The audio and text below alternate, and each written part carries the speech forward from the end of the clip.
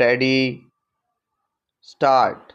Sir, several questions raised regarding the Defense Ministry and the External Affairs and Irrigation Ministries have been clarified by my colleagues from those ministries.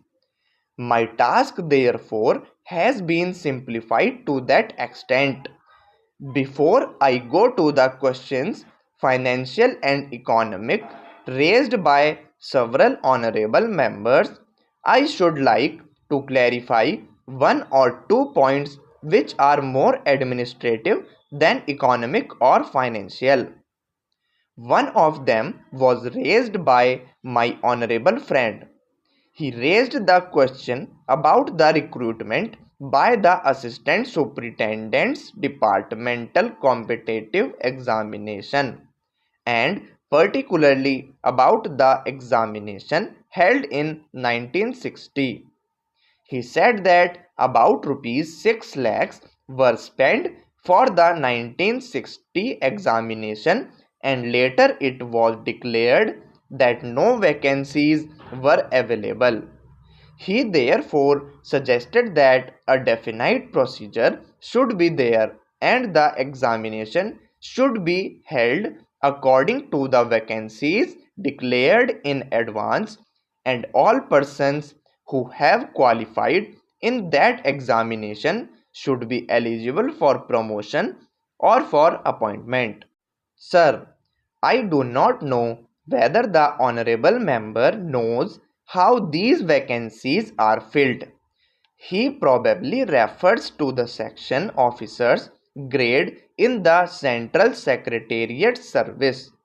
This is filled 50% by direct recruitment and 25% by departmental competitive examination open to the assistants, the next lower grade, and the rest 25% by promotion of the assistants on the basis of seniority subject to fitness. The examination, therefore, that he was referring to was a departmental competitive examination for filling 25% of the vacancies. It takes about 1 year for the Union Public Service Commission to declare the results of the examination from the time they take up the question of examination. It is not therefore possible to declare the number of the vacancies to be filled in from the very beginning. To declare them just when the results are out is more realistic, and that is what is done. Sir, if the examination is treated as qualifying examination, the number of persons who will thus become eligible for appointment will be quite unrelated to the number of vacancies to be filled in, and then the very situation which the honorable members wishes to avoid would arise. It would not then be possible to hold any of the examinations at regular intervals, and promotions against this quota would become very fulfilled. The honorable member also suggested that the rules for recruitment and promotion etc. should be uniform for all ministries, whether participating in the Central Secretariat Service scheme or not. It must be, and this is so, except for the Ministry of External Affairs and the Railways. These have different rules, but these rules are very much similar and there is not much difference. But because these persons are recruited for different purposes and by different agencies, they are separate. Therefore, his purpose in saying that there should be uniformity is almost carried out. The only difference is that the Ministry of Home Affairs does not control the services in these two ministries. Then, sir, questions were raised about backward areas and the backward states, and also about the city of Calcutta.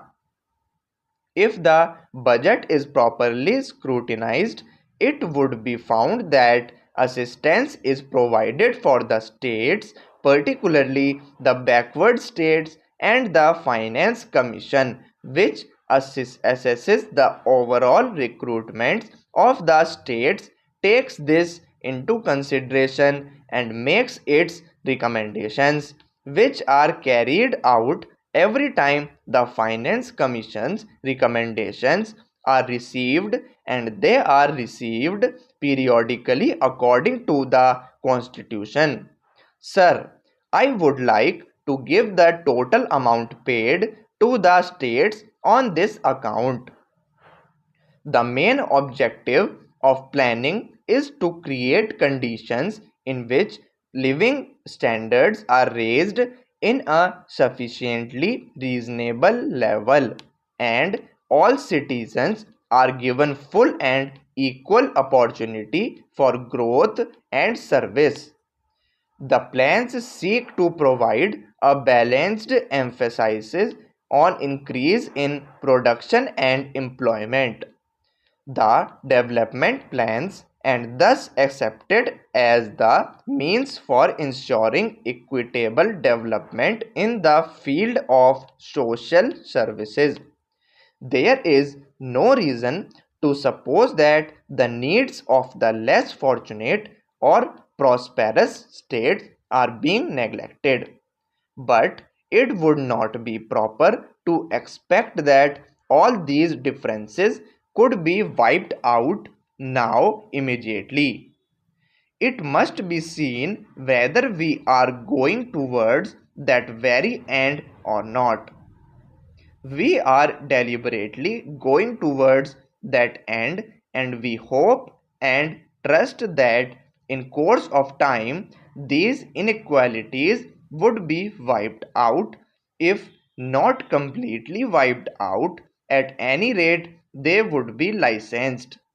My honorable friend complained about inadequate provision included in the plan for meeting the growing recruitments of the city of Calcutta, where even the basic services like water supply, sewage disposal, and drainage were not being augmented, and that the central government was not enthusiastic about solving